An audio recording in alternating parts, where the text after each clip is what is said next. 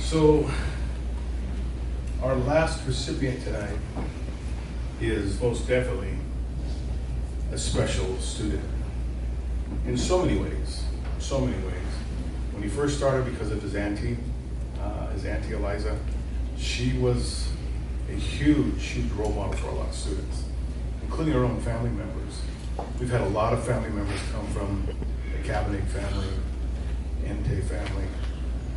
Whole generations have come through and were either represented us on Team USA or represented us on a national scale. And so this young man grew into just an incredible black belt and ended up teaching in some of the classes, as many of my black belts, I give them their first jobs. And so he got to be so popular. He was like one of the Pied Pipers. And he's like my Asa and my son Adam and Ronnie. They just have this gift that just draws people. And it got to the point where we had to create a Saturday class because of him. Saturday class is his fault. Him and Rupert, we didn't have enough room to have him in the Wednesday class, so him and Rupert opened up on Saturdays. Well, as time went on and got more and more senior, he was sitting next to me in a promotion testing. It was he and I, we were the only ones that were able to be there for the black belt, the promotion testing for the rankings. And so after it was over with, I got a call from his auntie, and she was in tears. And she said, "Sensei, a bad accident happened, and Dimitri's on a helicopter on the way to Modesto. It's the only brain surgeon right now that's on call to save his life." I said, "What?" And so we made that turn to try to go back and see how he was doing, where the family kept us posted. And his whole family ended up moving down there for quite a long time because he was in ICU for months. And not knowing what was going to happen. And I remember we were worried because of the injury that he sustained to his brain, that he may have been paralyzed from the waist down. And so they told us that they were testing him with poking his body with pins and stuff, and he wasn't reacting. And we just prayed. And so I was lucky enough one day, his mom Felicia said it was okay for me to come into ICU. And he was in there, and there he was on the bed with all of the life support apparatus on him, and just laying there. He still hadn't responded to anything yet. And they were still wondering if he was paralyzed. And so I'm holding his hand and I'm talking to him. And I'm saying, "D, if you can hear me, sign Chi. Mind, body, and spirit. See that wound and visualize it healing. Visualize it healing, you know."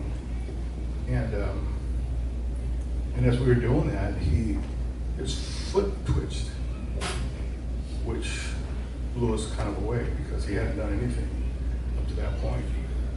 So that showed that he still had some movement and some nerve connection to make him move that foot. But little by little, days and weeks later, he started getting more and more feeling. He started doing things. And finally, he was released into one of the hospitals in San Jose. And we came and visited him over there. And I remember sitting with him, and I looked at him, and I said, "How you doing?" He goes, "Kind of hard, Sensei. You know, I can't remember a lot of things." I said, you remember any Japanese?" He thought about it. He goes, I don't know. And he had lost his ability to remember a lot of things, including how to read and write, and he just got a degree in music engineering. And so I says, if you just keep believing and keep working and practicing, I brought him these little medicine balls, you know, just to exercise his hands. The doctors told him he wouldn't walk for 10 years? Wouldn't he be able to walk for 10 years? And I said, you know what, one day you're going to be an inspiration to many. You're going to write a book, You're gonna do something that's gonna be an inspiration. You're gonna stand up in front of people and talk, and you're gonna inspire them because you not give it up. You don't give up. That's your way. So we get a phone call, and he's finally released out of the hospital, and his Uncle Pete, myself, Curtis Shaw, and Barbara Moore. We take Dimitri in the dojo and we work him out. I used to strap him to the to a bike and make him have to ride it with his hands 5 miles, sometimes 10 miles. So I was trying to get him to remap his neurological and muscle memory because he had lost it all. His first thing I would make him do is try to walk down a line while I was holding so that he could try to develop a equilibrium and a balance, little small steps at a time. And he was going to physical therapy, and he had a neurosurgeon who was helping out in San Jose, a really nice man who gave up his time to really work with me. And he started getting more and more physical therapy from University of the Pacific. And probably about a year on that too. But we got D walking and stuff within like 5-6 months. He was starting to get around, a little hobble, but the doctor said 10 years. So he started becoming even a stronger role model by going above and beyond what was expected of him. And then doing all that was necessary. You see him walking fast, running up hills, going through ladders on his own, trying to get that physical development. And he really, really just pushed. And one day he comes into me with his mom and says, "Sensei, do you know any place that will give me a job?" I said, "Well, what's going on?" He says, "Well, I'm ready to lose my state disability, and then therefore they're going to take away my training, my therapy, my physical therapy, all that, unless I have a job." I said, "Well, you start tomorrow, you're my assistant." So he came in and he's been my assistant and works with me in my advanced class. And when I'm gone, D, run it, burn him up, make him cry. He works it. But it went further than that. I asked him, "Hey, D, I tell you what, I will sponsor you if you go compete in like the challenge division for kata." "Oh, I'm not ready for that yet. I don't think so, Sensei. I'm not ready. I'll let you know when I'm ready." I said, "Okay, not a problem." So he's working in class and he's training, and then next year goes by, and we're at the in-house tournament, and he says, "Sensei, I want to try it." Okay. So he got out there and he did his kata, and he got a standing ovation by the whole gym. Had people in tears just cheering for him. And he walked over to me and he goes, "Sensei, it's the best day of my life. The best day. I'm ready." I said, "Okay." So we took him to Yuba City and let him go for the trials for Northern California. And he won. He didn't have anybody in his division, so he won. He was out there and giving it his all, and he let it all hang out, and he was serious, and everybody, again, just cheered for him. Just cheered for him. So what do? I contact some of my friends at the Olympic Training Center and talk to them about the opportunity of maybe a scholarship or a foundation grant, something that could help him go to Chicago for the USA team trials for the Paralympic division. Because he wanted to go. I said, "Let me see what I can do." So I get a call back from my friend. He says, "Hey, we'll sponsor Dimitri for $1,000 so he can go."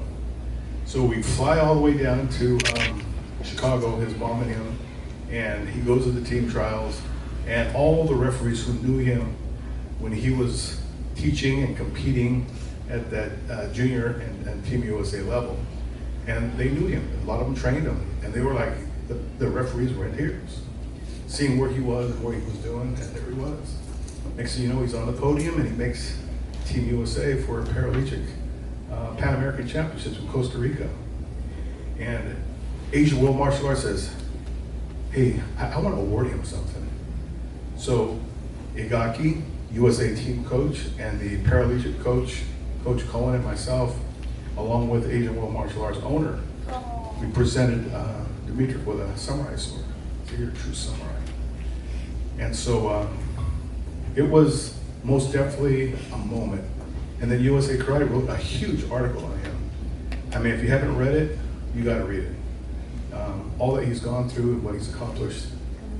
And he kept pushing and kept driving, and one day he asked me, Sensei, can I test for my second degree?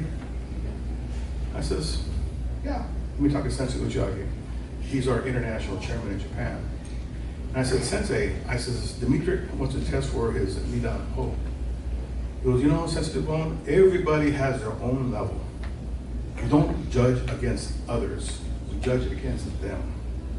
He goes, Dimitri has really done above and beyond. He's given of himself in so many ways. He doesn't give up, he practices. He's true karateka. He's true karateka. He doesn't give up. Knock down 7, get up 8. But he wasn't supposed to be able to walk in 10 years, he's walking in 6 months. He wasn't supposed to compete no more, he makes Team USA to go to Costa Rica. But what happens? COVID-19 hits and he's not able to go because they shut it all down.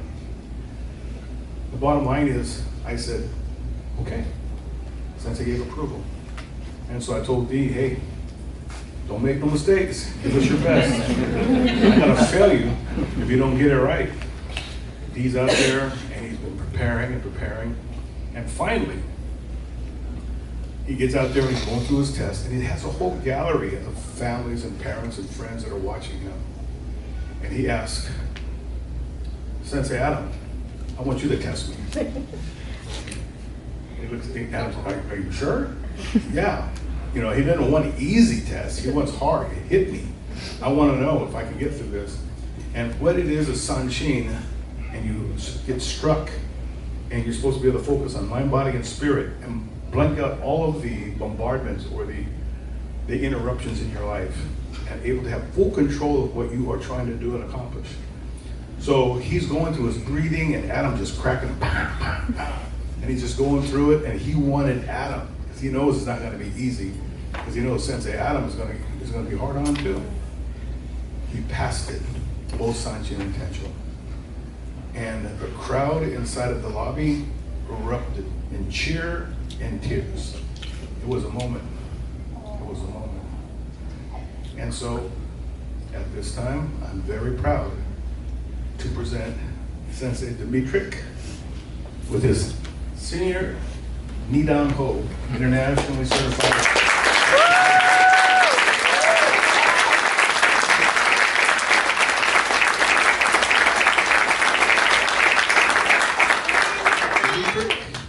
You have been promoted to Senior Shodan Ho. That's a second degree candidate level from Goju Ryu International Japan Karate Federation. We are so proud.